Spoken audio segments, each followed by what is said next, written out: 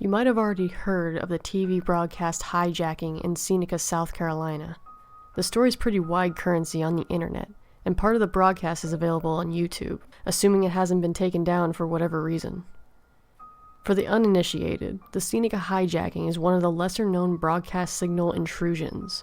It was big news here, but the nation news media barely touched on it. Anyway, I've decided to jot down my impressions of the whole thing, even though other eyewitnesses have already described it more eloquently than I could. I was home on winter break when it happened, making chemistry flashcards in front of the TV. No one else was around. After watching the umpteenth Law and Order rerun, I got bored and started channel surfing. A couple minutes later, I stumbled onto a shitty public access channel where, bizarrely enough, my old high school Latin teacher was reciting a poem while wearing this dorky three-cornered hat. I watched for a few minutes and had a good laugh. I remembered he was a pretty serious guy, not the sort of person who'd embarrass himself in public like this. When suddenly, there was a staticky crackle, and the screen cut to this multicolored test pattern. Before I had time to change the channel, there was another crackle, and this weird cartoon shows up on screen. The animation style was detailed, but kinda jiggly and rough. It reminded me of those old anti-drug PSAs. Anyway, it seemed normal enough at first. An ordinary-looking middle-class family eating breakfast together around the kitchen table. There was a mom with an old-fashioned hairdo, a dad, two cherub-faced kids, a boy and a girl, all very Norman Rockwell. The family is making banal small talk. The dad complains about his day at the office, the kids prattle on about soccer practice, and so on. Gradually, though, the scene starts to get slightly sinister. A green light is seeping in through an open window, and the family starts to acquire a jaundiced, unhealthy look. Their skin changes color. Their eyes become sunken. In the background, a droning radio broadcast slowly becomes precipitable. The announcer gives the date as November 15th, 2017, and starts to go on and on about some strange crisis. You can barely hear what he's saying. He says something about a green light, melting flesh, mutations, strange shapes emerging from the sea. Again and again, the phrase, "report to the nearest shelter immediately," is audible. Still, the family keeps eating breakfast as if nothing is happening. And here's where it gets macabre. The family finishes eating breakfast, and the mom loads the kids into a minivan. But now, they look really unhealthy. Their bodies are skeletally thin. The whites of their eyes are a sickish yellowish color, and their hair is disheveled. The car drives through a landscape bathed in the green glow from before.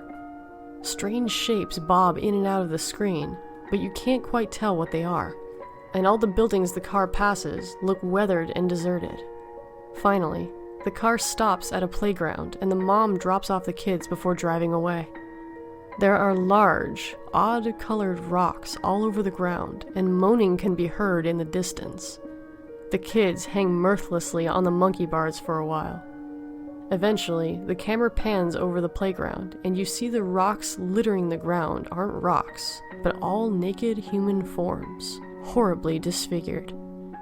They seem to be either growing into or from the ground, I can't say which. They're very much alive.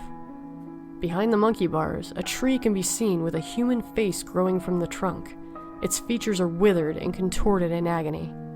The scene suddenly shifts to a white-collar office, where the children's father is stooped over a desktop, typing away.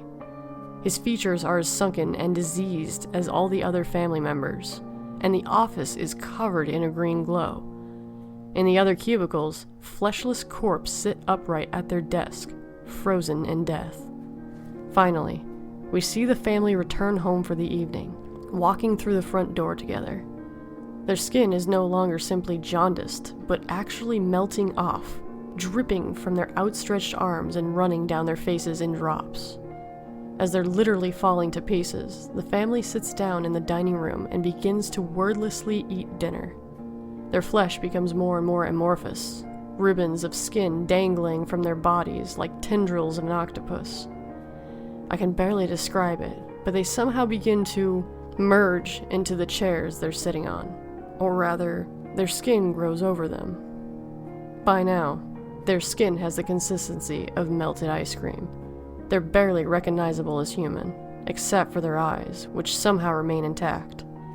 The camera zooms closer and closer to the table, and finally, their eyes all move directly towards the camera, conveying a feeling of unfathomable sadness.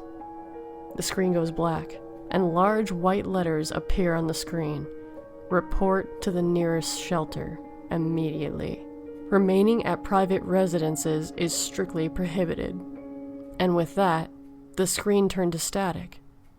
I stared in stunned silence for a few minutes before the banal local channel switched back on. And that's all I know, really. I almost thought I was dreaming until the paper reported the story the next day. God knows what really happened. A ridiculous, elaborate prank? An ill-advised viral marketing campaign? The crazier parts of the internet have their own theories.